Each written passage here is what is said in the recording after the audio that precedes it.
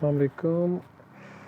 Let's move to next topic, which is basically nucleophilic addition followed by the elimination reactions. ठीक है, हम उन reactions की बात करेंगे जिनमें पहले न्यूक्लियोफिलिक एडिशन होता है और न्यूक्लियोफिलिक एडिशन के बाद एलिमिनेशन ऑफ वाटर मॉलिक्यूल, यानी एक वाटर मॉलिक्यूल एलिमिनेट हो जाता है. सो इस रिएक्शन में दो चीज़ें हैं, एक तो न्यूक्लियोफिलिक एडिशन भी हो जाएगा और उसके बाद वाटर मॉलिक्यूल भी एलिमिनेट हो जाएगा. ठीक है, so what is called as elimination of water molecule, that is called as dehydration.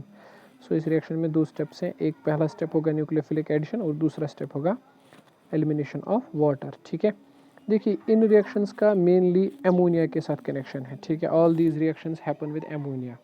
So let's try to find out what is ammonia. Basically ammonia को अगर समझा जाए तो NH3 और नाइट्रोजन के ऊपर लोन पेयर है, तो दैट इज़ बेसिकली एमोनिया.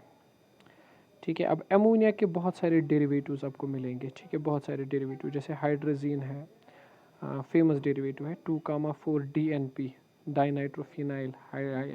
एक और जो है इसका डेरिवेटिव है, मैं समझाता हूँ. NH3 में से आप क्या कीजिए, एक हाइड्रोजन को बाहर निकालिए, तो क्या बन जाएगा, NH2 बन जाएगा. ठीक है, अब ये जो NH2 बनाना, इसी NH2 में एक बॉन्ड वैकेंट हमने छोड़ा, जो हाइड्रोजन बाहर निकला उसका बॉन्ड वैकेंट बचा.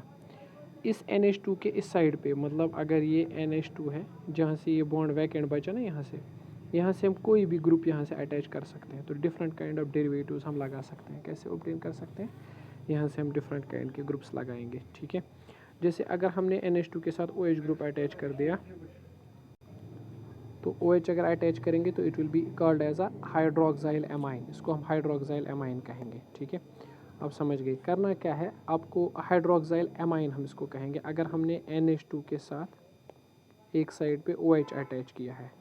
ठीक है, तो it will be called as hydroxyl amine. But what will happen अगर हमने NH2 के साथ एक और NH2 अटैच कर दिया, it will be called as a hydrazine.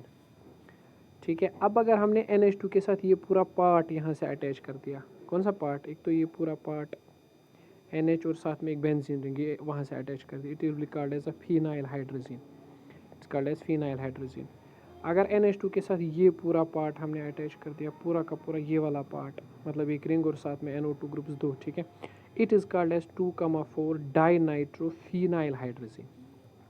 2,4 dinitrophenyl hydrazine. 2,4 क्यों, क्योंकि अगर आप यहाँ से ना ब्रिंग करेंगे ना, तो यहाँ पे 1 आएगा, फिर इस पे 2 आएगा, इस पे 3 आएगा. ठीक है, 3 यहाँ पे और यहाँ पे 4 आएगा. 2,4 डाइनाइट्रोफिनाइल हाइड्रोजीन, इसको बोलते हैं 2,4 DNP शॉर्टकट में.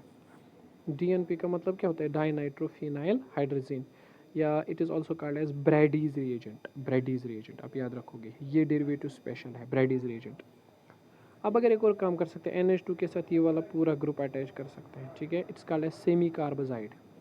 सो ये जो हम आपने पढ़े ना, चाहे हाइड्रोक्साइल एमाइन आपने पढ़ा, hydrazine, phenyl hydrazine, 2,4 DNP, semicarbazide, these all are called as derivatives of ammonia. ये एमोनिया के डेरिवेटिव्स हैं.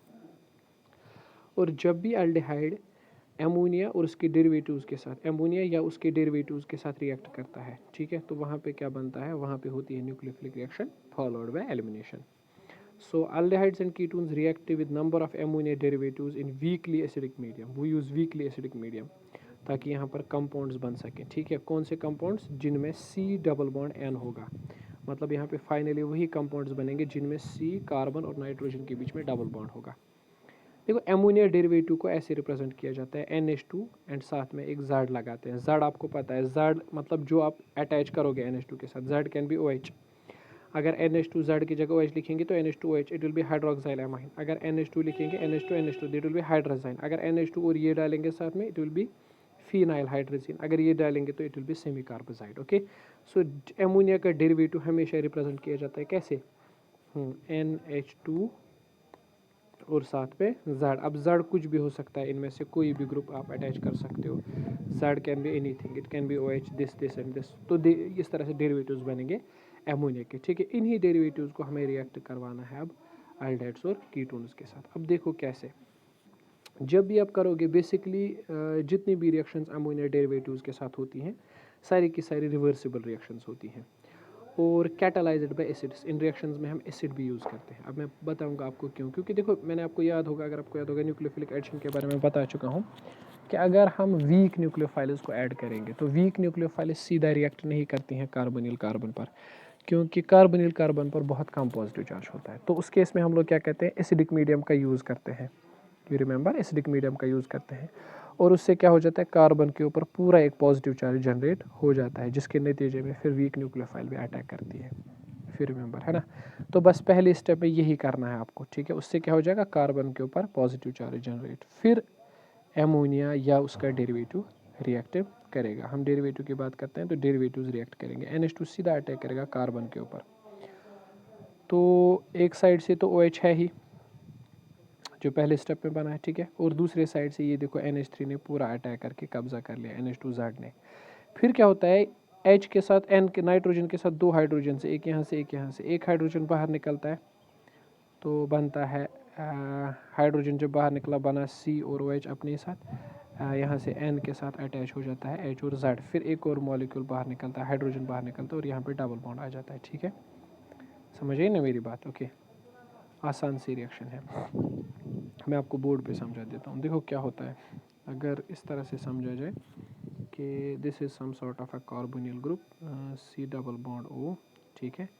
पहले तो हम इस पे H पॉजिटिव का अटैक कर लेते हैं, ठीक है, क्योंकि यहाँ पे डेल्टा पॉजिटिव पर एमोनिया अटैक नहीं करता है, तो एम यहाँ पे अटैक हो जाएगा और उस वजह से ये ट्रांसफ़र हो जाएगा, ये बॉन्ड ये बन जाएगा C डबल OH और यहाँ से एक और यहाँ से एक बॉन्ड, यहाँ पे पॉजिटिव चार्ज, ठीक है। फिर इसी पॉजिटिव चार्ज पर एमोनिया के डेरिवेटिव्स अटैक करेंगे, NH2Z अटैक करेगा, ठीक है। तो ये सीधा यहाँ पे अटैक करेगा, तो यहाँ बनेगा C, यहाँ से तो दो बॉन्ड से हैं, एक OH यहाँ से और साथ में यहाँ से अटैच हो जाएगा N और इसके दो हाइड्रोजन से, है ना, एक यहाँ से हाइड्रोजन रखते हैं, एक यहाँ से रखते हैं और यहाँ से Z, ठीक है। लेकिन व्हाट विल हैपन, नाइट्रोजन अपने दोनों इलेक्ट्रॉन्स किसको देगा, ये इलेक्ट्रॉन्स कार्बन को देगा, इस पर आएगा पॉजिटिव चार्ज, ठीक है। तो इस पॉजिटिव चार्ज को ओवरकम करने के लिए ये इस हाइड्रोजन को बाहर निकालेगा, ठीक है।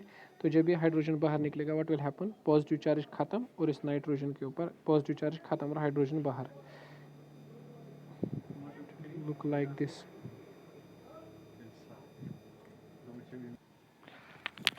आई have erased it, okay. So आप इस पॉजिटिव चार्ज को भी इरेज कर लो, देखो क्या आ जाएगा। तो पॉजिटिव चार्ज तो ख़त्म हो जाएगा, ठीक, पॉजिटिव चार्ज हो गया इस साइड पर भी, है ना।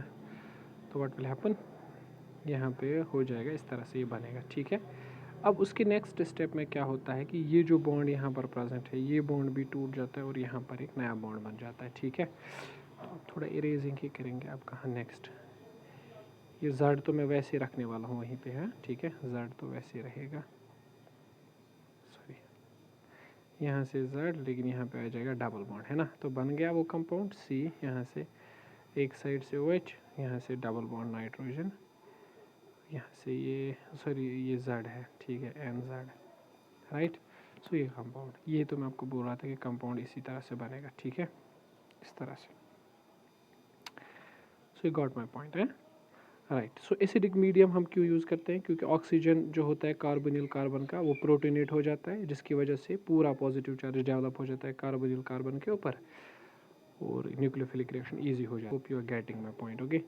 अच्छा, अगर मीडियम बहुत ज़्यादा एसिडिक होगा, ज़्यादा मीडियम भी नहीं, यहाँ पे वीक एसिडिक मीडियम आपको यूज़ करना पड़ेगा, वीक मीडियम, ज़्यादा एसिडिक मीडियम नहीं, क्योंकि अगर आप मीडियम को ज़्यादा एसिडिक करोगे ना तो व्हाट विल हैपन, एमोनिया के डेरिवेटिव्स रिएक्ट करेंगे उसी एसिड के साथ, और जब एसिड और ये रिएक्ट करेगा तो वहाँ पे बनेंगे साल्ट, और साल्ट न्यूक्लियोफाइल्स नहीं होते हैं, वो अटैक नहीं करते हैं, ठीक है।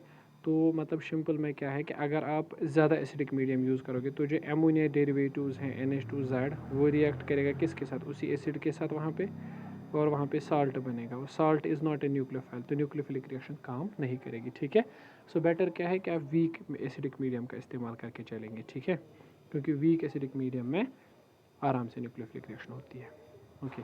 चलो बस अब सिर्फ इतना है, हमें एग्जांपल्स देखनी है कौन कौन सी न्यूक्लियोफिलिक रिएक्शन की एग्जांपल है।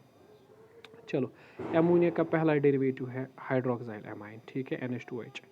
इसको देखो कैसे, जब ये मिथेनॉल, हम यहाँ पे मिथेनॉल लेते हैं, मिथेनॉल इज एन एल्डिहाइड और ये एमोनिया डेरिवेटिव है हाइड्रोक्साइड, तो हमें क्या करना है, वाटर को बाहर निकालना। तो इसमें से H2 निकलेगा, इसमें से O निकलेगा, तो बना H2O, वो निकला यहाँ पे, ठीक है।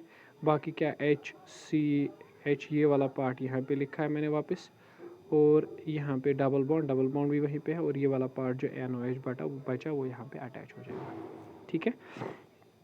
जैसे इथेनॉल है, इथेनॉल में H2NOH इसको रिएक्ट करवाया तो यहाँ से O और यहाँ से H, यहाँ से H, यहाँ से O निकला बाहर, ठीक है।